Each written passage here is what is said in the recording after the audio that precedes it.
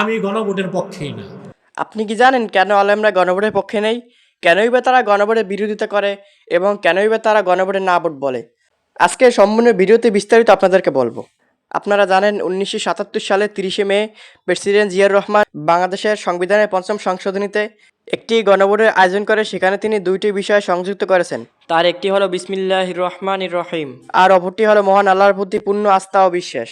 এটা ছিল বাংলাদেশের সংবিধানের পঞ্চম সংশোধনী।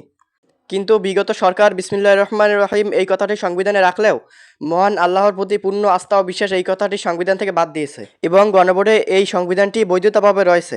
তো মহান আল্লাহর প্রতি পূর্ণ আস্থা ও বিশ্বাস এই কথাটি যেখান থেকে বাদ দেওয়া হয়েছে, সেখানে কোনো মুসলমান গণভোটে হা ভোট দিতে পারে না। এনায়েতুল্লাহ আব্বাসী হুজুর বলেছে, আমি গণভোটের পক্ষেই না। আমি গণভোটের পক্ষেই না। বাংলাদেশের অধিকাংশ আলেম গণভোটের বিপক্ষে, যেমন এনায়েতুল্লাহ আব্বাসী হুজুর, বাইতুল মুকাররমের খতিব মুফতি আব্দুল মালিক সাহেব হুজুর। একটা পেরেশানি, একটা যন্ত্রণার মধ্যে ফেলা হলো জাতিকে। ভোট দিলে সবগুলোর উপর হা বলো, আর না বলতে হলে সবগুলোর উপরে না বলো। কিন্তু আপনারা ভয় পাবেন না, হার মধ্যে যেহেতু অনেক অন্যায় কথা আছে, আপনি বুঝে শুনে ভোট দেন। এই কথা কখনো ভাববেন না, এসব প্রতারণাতে আসবেন না যে নাতে ভোট দিলে দেশের উন্নতি রুখে যাবে, দেশের উন্নতি বাধাগ্রস্ত হবে, কখনো না। বাংলাদেশে এরকম যত বড় বড় আলিম রয়েছে তারা গণভোটের বিপক্ষে। কেন গণভোটের বিপক্ষে? কারণ হলো এই, যেই সংবিধান থেকে মহান আল্লাহর প্রতি পূর্ণ আস্থা ও বিশ্বাস এই কথাটি বাদ দেওয়া হয়েছে, সেই সংবিধানে কোনো গণভোটে মুসলমান হা ভোট দিতে পারে না। এখানে ইমানের প্রশ্ন এসে যায়।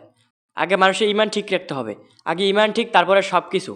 অনেকে বলে গণভোটে হা জয়যুক্ত হলে দেশ সংস্কার হবে। আরে ভাই, আগে তো ইমানটা ঠিক করতে হবে।